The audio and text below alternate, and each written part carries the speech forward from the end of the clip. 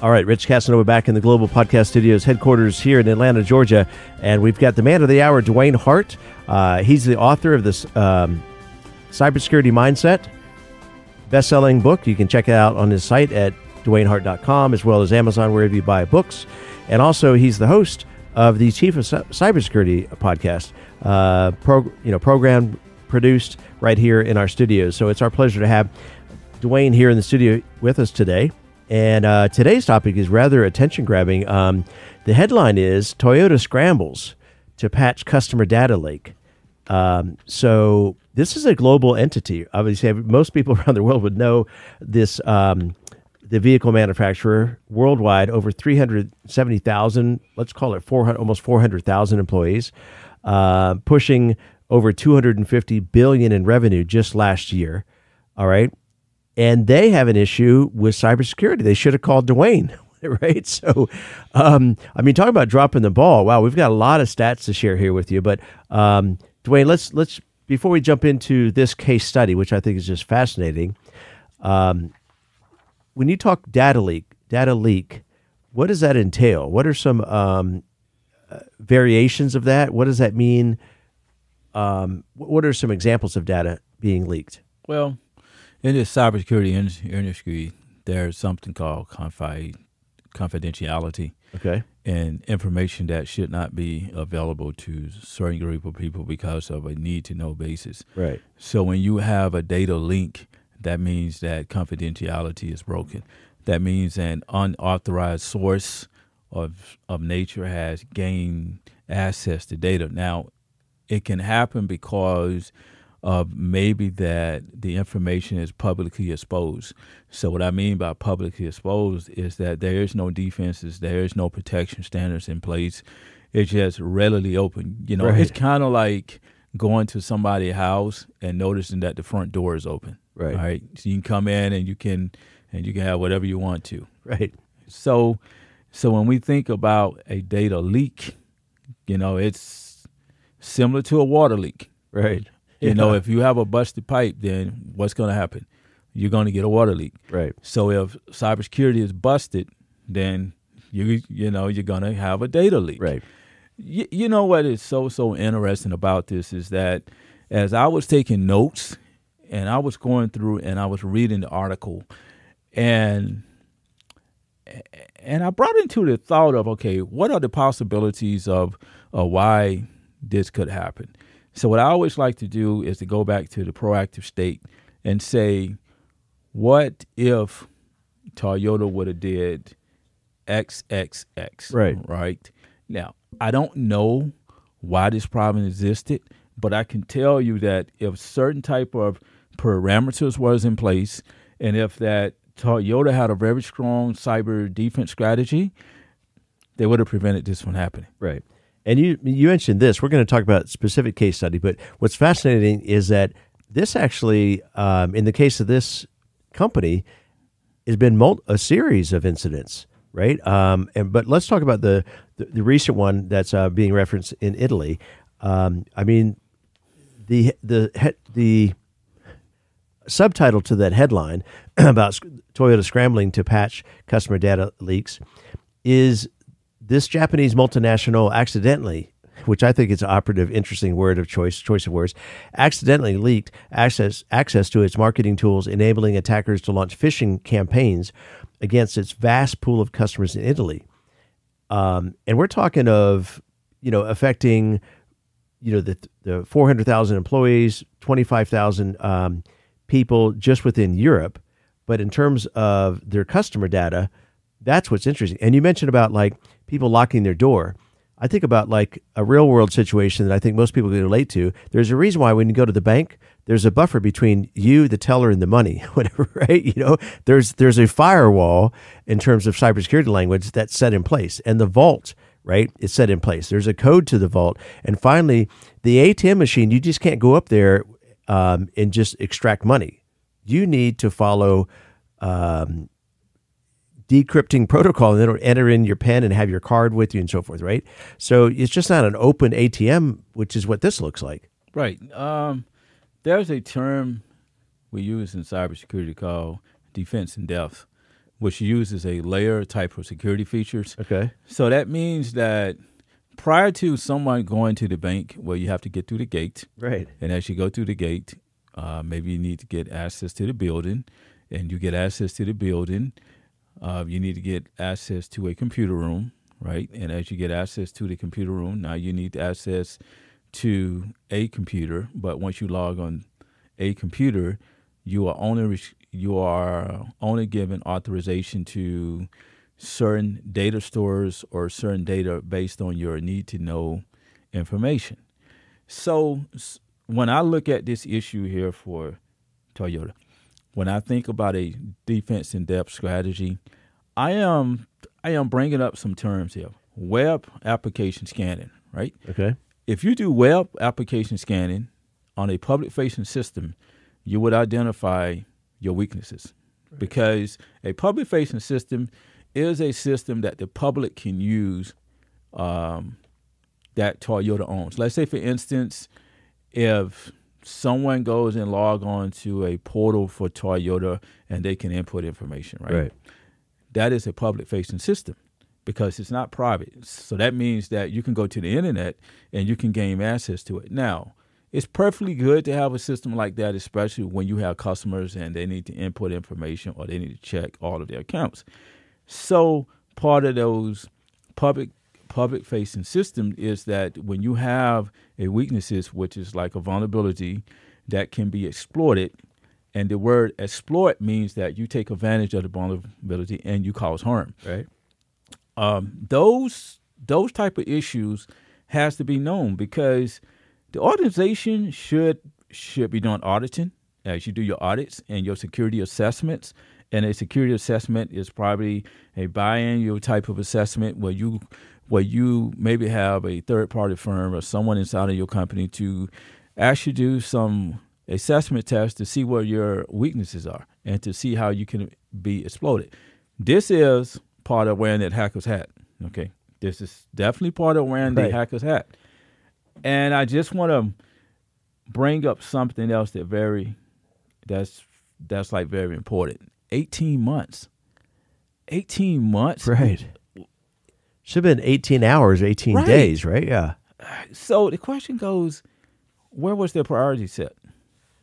I mean, because part of cybersecurity is to establish your priorities. If this was a public-facing system, or so if it was that vulnerable, and if it caused, a high-level risk for this organization, then that's something that should be at the top of their list for remediation or to tackle or to take focus on, right? Because when you find something that's very critical, normally you go take care of that first, right? Let's just say, for instance, a car. If you notice that you're losing air in your right tire, right, you go take care of that quickly because if your tire goes flat, then you can't ride. Right. Or to your point earlier, you mentioned about the plumbing leak. Yes. You're not going to let a plumbing leak go on for 18 months. Yes. Unless you're not living in the house, right? Which means you're asleep at the wheel, right? So, and let's bring this down to like real world. A lot of stats, a lot of theory, a lot of technology issues. But this actually, just within their Toyota Italy division, this impacted 83,000 people or vehicles, transactions. May not sound like huge, like we talked about in our previous episode about France in the Olympics and 2 million people and 10 million visitors. But if you're one of the 83,000, that's very important to you, right? Well, and we're going to talk later in this episode that this was not a one-off breach. They actually have had a series of these over a period of time. And you mentioned 18 months. I mean, the event we talked about in the last episode with the Olympics happens over a 17-day period. That's the only window they had to deal with. And we were talking in the last episode about taking proactive measures, which is what the French government is doing with AI. And that means monitoring what's happening and addressing it. Well, I mean, it looks like they're not monitoring anything here. You know what? There's a keyword, and there's 2 chapters in the cybersecurity mindset that I want my readers to read so they really have an in-depth understanding of this topic. One is called Responsible Actions and Ownership, right? Which talks about the accountability factor. Somebody has to take the lead. Right. Somebody has to be held accountable. Yep. When you don't have no federal government regulations in place, the only effect on a corporation is their customer base. Yeah. All right. Second is that organization should be more risk-based. Risk-based is saying that I can never assume that I'm safe. For 18 months, the same issue was on the network, right? The question goes is that, did you know it, or did you take action upon this? This is a business type of philosophy that should be in place. Right. To like all the listeners out there, I'm going to bring up something that's very, very simple. In the world of cybersecurity, we strive to increase protection and to lower risk. When we can find ways to increase protection and to lower risk, that's when cybersecurity operates. That's when issues such as these vulnerabilities that's been occurring for 18 months, they can be remediated. So the term for remediation, and I hate to use this, is fix, because that's not a word that I like to use in cybersecurity, but it's kind of like removing the issue and cleansing issues up so that systems can be safe. So let's talk about the actual impact this had and what it means in terms of those 83,000 people and the other incidents, how it impacted their lives and what the potential impact was. And let's talk about Toyota's response. But first, so this is, again, just for the Toyota Italy division, singular, right, for this case study. But they've actually been, there's other situations we'll talk about in a minute here. But first, what's most intriguing to me is that not only were their email addresses being able to be acquired by these hackers, right, and accessed through the phishing, so they have all of this information was leaked.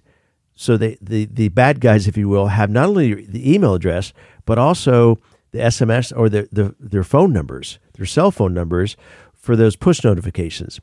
And so, I mean, it's enormous, the impact of this. So let's just talk about so if you had a car, Dewayne, you happen to be an Italian living in Italy, right, with a Toyota vehicle that was one of the 83,000 attacked. That means that at some point you probably gave out not only your email by default, but in many cases now your text for notifications on repair, on maintenance, and so forth.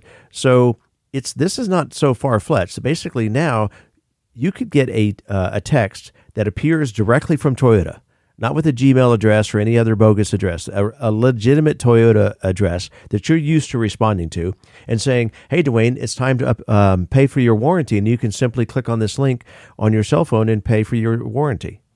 Yeah. If you didn't know about this, if you weren't aware or informed that this data breach, would you blink or hesitate on paying that? Because you paid it last year and the previous years, and you're used to paying through that portal, as you say, right? Well. Now, who's getting that money? Not Toyota, right? The hackers. Yes or yes? Yes. I would be hesitant. I definitely would be hesitant. Well, I mean, maybe you because you have the Cyrus hat on, but say you were Tony from Italy, right? And you've been using that form of communication for several years. Yeah. And you haven't had an issue. Well. I mean, talk about the human behavior. You're going to kind of follow those same patterns. Well, what I would say for sure is that if you don't know, then you don't know. Right. See, because hacking happens and issues happen of this such because people are not aware. But at the same note, if someone is used to driving down a road and seeing things in order, and everything stacks as 1, 2, 3, and 4. Yeah, you're not going to question it, right? So you are not going to question. Right. So the human element of this is that most likely as a human, you're going to really keep following that same pattern, right, unless unless the information was publicly exposed to customers, or pretty much it was told to me that there's an issue with that app. Yeah. Then I would say yes, 1, 2, 3, 4, but I need to investigate because I don't know if it's even safe because it looks good. This is one of the issues in cybersecurity when it comes to digital information, because digital information can look good in all formats. You know, it can look identical in all formats. Let's say, for instance, if you get a file through your email system and that file is labeled the same way and it's the same file you've been getting for the past 6 months, you're going to think it's safe. Yeah. And it's from the same source. Right, exactly. Right. But in this case, unless a human is told and made aware, they're going to continue down the same trail. And apparently they weren't told for 18 months. Well, right? So of those 80,000 people that interacted over that 18-month period, and apparently, according to Toyota, they weren't aware of it, obviously, or they didn't react. It's that old adage, when did you know? What did you know at when point when did you know it, right? Now, what's interesting is Toyota's response. I think it's kind of fascinating. They went on for quite a bit, but to summarize, their statement was, Toyota takes this case and cybersecurity in general very seriously. We are taking this opportunity, and we'll reference this here in a minute again, to learn from the findings to further upgrade the robustness of our cybersecurity systems and protocols to prevent recurrence of similar incidents. I'm not sure, as a Toyota owner in Italy, if I would feel that secure when I read about these other incidences, unrelated. But to go back to this conversation we just had about, as a human, would it send up any alerts to me, right? If I've been going down that same path to get home every day, I'm not going to reprogram in my GPS every time and question the route, right? This is kind of unrelated, but it got me thinking, like, if you go to the same coffee house for the last 3 years, you're not going to ask for them to recite the menu every time. You kind of know what the menu is, and you know what you're going to order, right? And so if this is your third Toyota that you've owned over the period of quite a bit of years, and I hate to keep harping on Toyota, because this is not just a Toyota incident in terms of and if we're just staying on the topic of vehicle manufacturers, many others have been cited for similar incidents. We don't have time to go into it, but the German multinational manufacturer of BMW is also makes about 2.5 million vehicles a year. They've been questioned as well. Yes. There's a term called situational awareness. Okay. And learning your environment. Right. Once you learn your environment and once you learn how systems operate, you can better predict issues and you can foresee when incidents are going to happen. But in this case, when digital information looks the same and no one has been given warnings, then a person is more apt to still follow the SMS message. Now, imagine if someone was made aware of this and then they pick up their phone. They go, nah, I am not going to proceed any further because I just been made aware of this situation. This is where the situation awareness changes. Right. And this is where information sharing comes to surface as well. In the cybersecurity mindset, I wrote about information sharing and how we share information and to make people better aware of their surroundings. And this is a classic case here, is that situational awareness and looking at information sharing did not sync up because Toyota knew about this. Right. And why did they not share that information so that people can be more aware of what was going on? Right. It probably wasn't until they were forced to recognize the situation. So I'm going to drop a new cybersecurity term in here. I'm going to call it the CLS, the Chicken Little syndrome. Right. This is a case of a Chicken Little syndrome, right? Because if I recall my nursery rhyme, that was the whole premise of Chicken Little, the sky's falling. Never believed it. right? Until the sky actually fell, Right. right? So this is where the consumer was in disbelief that their data would be breached to this scale and this magnitude. And to go back to what I think one of the takeaways or one of the observations of this, which I thought was kind of shocking at first or kind of dramatic, but I might even consider this myself, and I'd be interested in your take on this, is that in terms of solutions or as a consumer, one of the recourses they suggested to take is if you feel like your phone from a SMS, meaning SMS is basically, texting, usually from a company that on a large scale, right? But with that, they suggested like getting a new phone number. If you're suspecting your phone was leaked, you might want to change your phone number, at least to inform your service provider so it can employ additional identification measures before making changes to your account. So sounds kind of dramatic, but you'd have to alert all your friends and family, hey, I got a new phone number. That means wherever you gave out that text, that cell phone, it's off the grid, off the radar. There's no chance of them reaching you using that. In this case, if you wanted 83,000 with that cell phone, then and who knows how many people you gave this to? Well, you know what, too? But is that too drastic? Or, it's like you talk about changing your password, changing your email address. Nothing is too drastic. Yeah. When it comes to the unknown. Right. Okay, Yeah. But I do want to make a statement here. Okay. Is that when you drive protection, you don't want to make it too stringent where people cannot use systems. Yeah. But also, too, you don't want to make it too weak where people can become vulnerable. Right. So I'm always thinking that, all right, should I change my phone number? I'm more of the kind of person to say, okay, I need to load some antivirus software program, and maybe I need to reset my phone, too, because you want to take it a step further. Because one of the things that normally happens is that people delete their text messages, right? But their text messages go into a trash bin. Yeah. So that text message is still on your phone. Right. Now, imagine you or somebody that make a mistake and restore that text message. Right. So you still have a potential problem. Well, and this isn't that sophisticated as far as my approach, but it's been effective for quite some time. Mm-hmm. Is what I typically do is much like most people have a junk email. When you're required to enter in an email address, you don't want to enter in your company email. You use that junk Yahoo, Gmail. What's some of the other ones? AOL address, right? Yes, AOL still exists. Exactly. I have friends that have AOL. Hotmail's kind of in the same bucket too. But anyway, but I have multiple voice over IP provided free by our friends at Google, right? And I choose which one of those I have routed to my cell phone to protect the so not just the security of the cell phone, but the identity of that cell phone, right?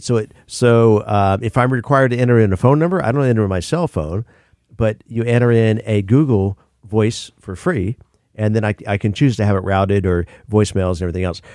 Okay, we're almost out of time here, but I want to remind our listeners again, you're listening to Rich Casanova, the conversation with Mr. Dewayne Hart. He's the author of Cybersecurity Mindset, the book, the best-selling book you can check out wherever books are sold. He's also the host of the Chief of Cybersecurity podcast, recorded here at our Global Podcast Studios headquarters in Atlanta, Georgia.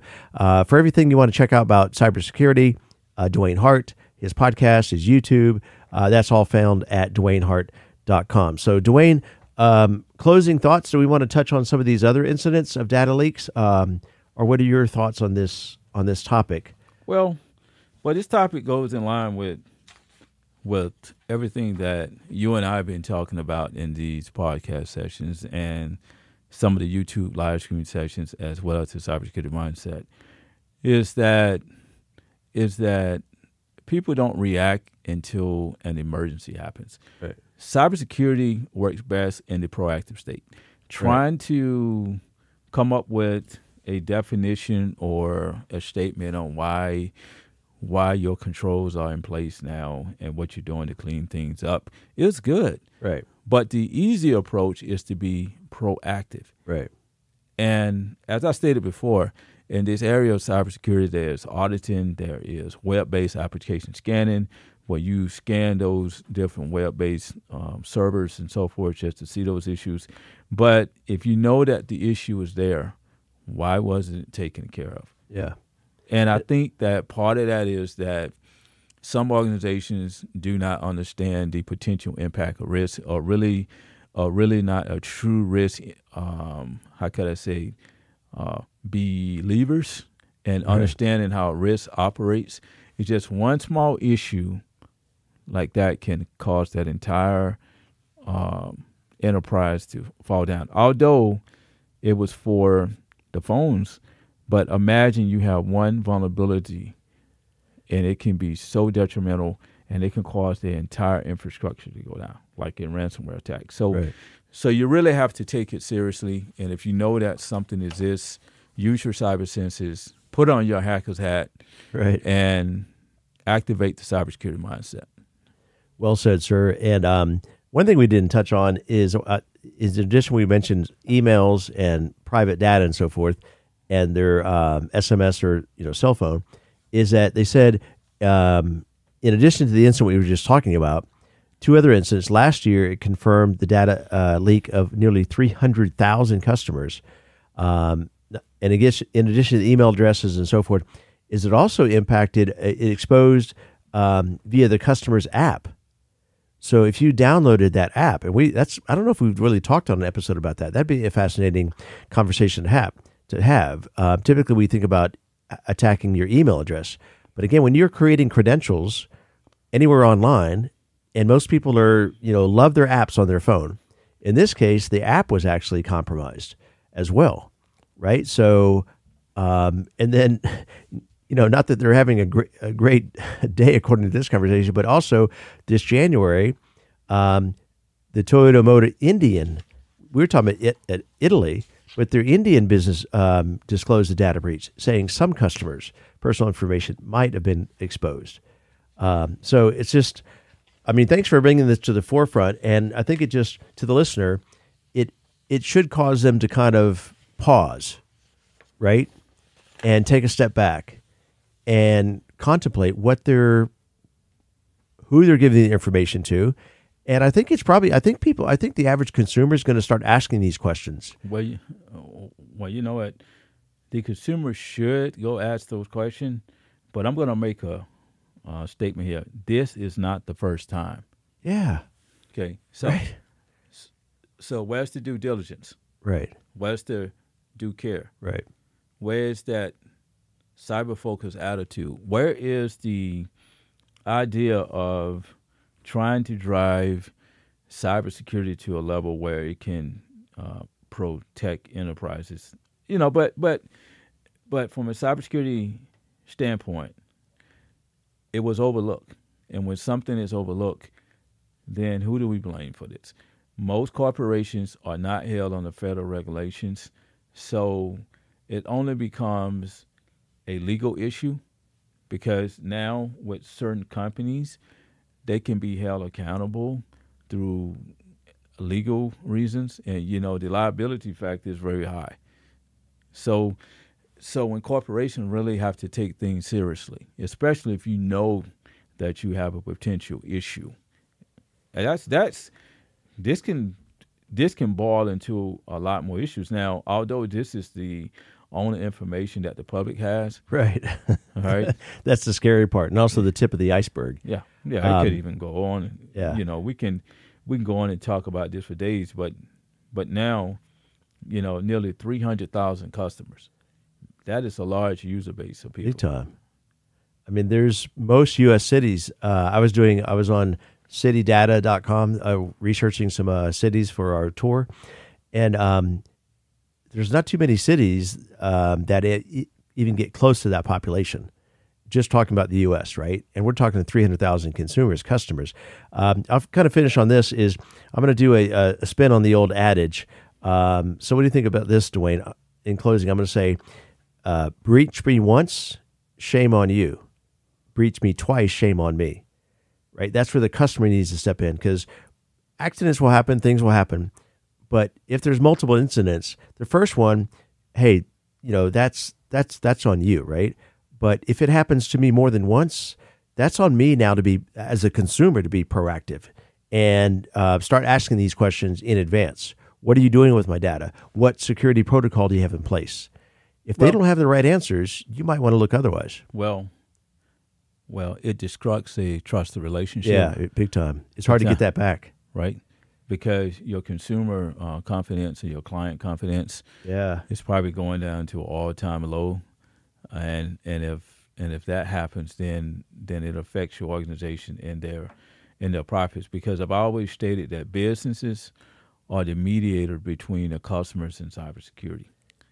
The way you manage your cybersecurity program makes a difference on whether customers feel safe. Because cybersecurity is all about safety. Right. Whether it's safety to your consumers or safety for your organization. Right. Not that I'm trying to get the last word in here, but I just had another thought. Yeah, is I would even go as far as to say, check this out. I would drop the microphone, but they're too expensive in the studio, so I'll drop the ink pen. You're going to hear the ink pen drop as we close out. I'm going to say, cybersecurity is the new currency.